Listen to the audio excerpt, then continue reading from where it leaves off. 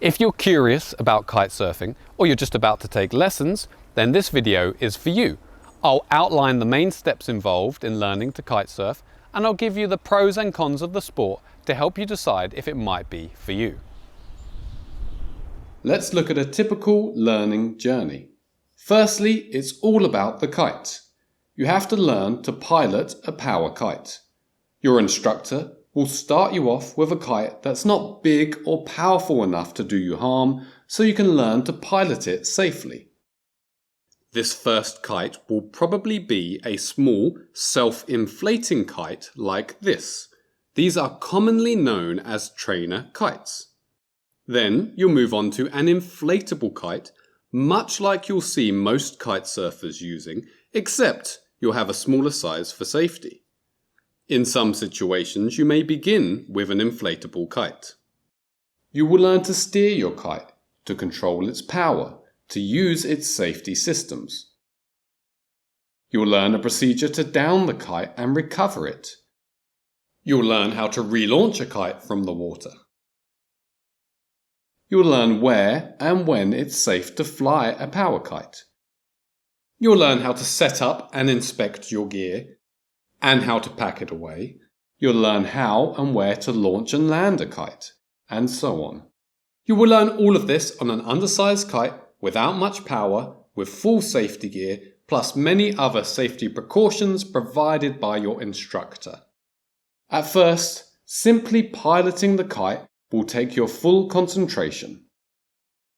With some practice, however, kite control will start to take less of your concentration, which is what you want because soon you need to control the kite while doing other things. You can then move on to the body drag, which is where you use the kite to pull yourself through the water. Once body dragging starts to become easy, you move on to the board. You learn to body drag with the board. You learn to get the board onto your feet, which is not as easy as it looks. You learn to use a combination of the kite's power and your own posture to get up on the board in a controlled fashion. You then learn to do short rides and learn how to stop. Then you keep building up to longer rides. During a lot of these early drills, you will be drifting downwind, which means you are moving with the wind. So then you always end up having to spend a lot of time walking back to where you started. So the next big goal that you inevitably face is learning to ride your board back upwind. And when you can do that, you can kitesurf pretty much non-stop. Riding upwind takes some practice and is typically mastered after lessons. There's a bit more to the learning process, and the steps involved might change around depending on the conditions you get each day and your instructor, but that should give you a rough idea what to expect. The main purpose of practicing all that stuff with your instructor is not to make you a good and competent kitesurfer. It's to make it so that you can safely practice on your own, making you an independent kitesurfer, so you can then go away, practice, improve your skills and become a skilled kitesurfer later on. I know it sounds like that's a lot to learn, and it is. However, once the key concepts start to click, kitesurfing suddenly becomes very easy. A lot of people want to know how long it takes to learn or how many hours of lessons they're going to need. If I had to pick an average number, it's going to be something like 10 hours. However, that figure varies quite enormously. I've seen anything from 2 hours to 30 hours for people to become safe to practice on their own. The reason that there's so much variation is that learning to kitesurf depends on a whole bunch of factors. It depends on your previous skills, it depends on your personality, it depends on which sport you've done before or which sports you've done before. It depends on the conditions where you're taking lessons, and it depends a lot on your instructor. Something that's worth understanding is the difference between group kitesurf lessons and private kitesurf lessons.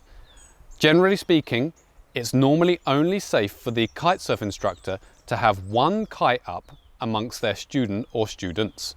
That's because they need to keep you completely safe, and to keep you safe, they need to be next to the student with the kite. So if you're in a group of 2 students, you're probably going to end up sharing the kite about half the time each. If you're in a group of 4 students, you're going to get about quarter of the kite flying time. And if you have a private lesson, you get your own instructor and your own kite. Now that's important for kite surfing because, as you saw, to get started with kite surfing, you first need to fly the kite enough that it starts to become natural to fly it. And you're not going to get to that point if you don't have enough hours with your hands on the control bar. Group lessons do have some advantages of their own. They're generally much cheaper, and it can be fun to learn with others. Also bear in mind, some locations suit longer lessons of 3 or 4 hours. And if you were to try and do that as a private lesson, most people are going to find by the end they've concentrated so much that they're pretty burnt out. In which case, it makes sense to take lessons in a small group to pace yourself. Also, you can learn quite a lot from other people's mistakes, assuming they're about the same level as you are. Many people think that they won't be strong enough to kitesurf. That is a myth. You don't need strength to kitesurf, you need finesse. The kite is held by a harness and you guide the kite with your fingertips. However, some fitness and a bit of flexibility will help you during the learning process.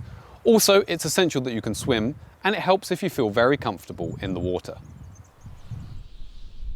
Now, let's look at the main pros and cons of kitesurfing to help you decide if it's for you. Kitesurfing is really fun. It gives an amazing sense of freedom since you're skipping over the surface of the water with nothing more than a lightweight bar in your hands. There's no noisy rattling engine or heavy sail to cling onto. When you're skilled enough, your kite becomes like a hook-on superpower, taking you where you want to go, even flinging you up through the air, and supporting you as you land. With many board sports or riding sports, you can try a new trick for excitement and fun, in return for taking a certain amount of risk. This ratio of fun to risk is where kitesurfing really shines. There are a lot of kitesurf tricks that don't have a high risk factor. Because when you crash, you're over water anyway, plus the kite can support you during a crash. So it's possible to challenge yourself without a high chance of injury. In many other extreme sports, you have to take on quite a bit more risk to try something new. In skiing, snowboarding or skateboarding, the risk of a pretty hard impact while doing freestyle is much higher. With mountain biking, you're pretty much guaranteed a nasty crash if you're in the habit of pushing yourself at all. Another great thing about kitesurfing is the proportion of your session that you can spend riding. You have to set up and pack away, but you can be riding and enjoying yourself for about 90% of the session. Kitesurfing communities tend to be very welcoming. New kitesurfers are usually welcomed and even supported. Of course, kitesurfing is also good all-round exercise. The next big point is a pro and con all at once. Kitesurfing is difficult to learn at first. This may be off-putting. You might feel like quitting halfway through. Simply learning to ride the board takes a lot of effort, but when it clicks, it becomes easy and you get a huge feeling of accomplishment. And from that moment on, there's always a new challenge if you want it. As you've seen, there's quite a lot involved in kitesurfing. It's not that simple. So that means that kitesurfing generally makes far more sense as an ongoing hobby, because the more you do it, the easier it gets and the more fun it gets. And it makes slightly less sense as a one-off activity. If you do it once or twice, you might not get that far and you have to work pretty hard. Probably the biggest challenge about kitesurfing is the unpredictability of when you get to do it. You're reliant on the wind speed, how much that wind speed changes. You're reliant on the wind direction, and in many locations, you're also reliant on the tide. In some places like the north of Brazil or the southern Caribbean, in season you can kitesurf every day. At most locations, however, you're looking at 7 or 8 good days of kitesurfing a month, and you won't know which days they're going to be. Wind predictions will help you plan, but they only really cover the next few days. Longer term predictions aren't very accurate, and they can change completely by the time you get to that date. That means you can't just schedule in kitesurfing long term. You have to keep your eye on the wind and be ready. That means that people that live close to the kitesurfing spot or people that have a flexible work schedule will get to kitesurf far more often, whereas people that live far from the spot or don't have flexibility in their schedule are going to struggle to get out kitesurfing as much as they'd want. The initial costs of kitesurfing are pretty high. For lessons and gear, you're looking at $2,000 to $5,000 or equivalent in your local currency. However, the costs of kitesurfing are pretty much all up front. Once you've got your gear and you know how to use it and not break it, then all you've got to do is get yourself to the spot and the wind is free. On a long-term basis, the cost per session can get quite low if you look after your gear. I hope this gives you a rough idea what to expect from the sport. If you're curious to learn more, look at the Kitesurf playlist. That looks at all the learning steps in great detail. If you do have any questions, please ask them in the comments section, and thanks for watching.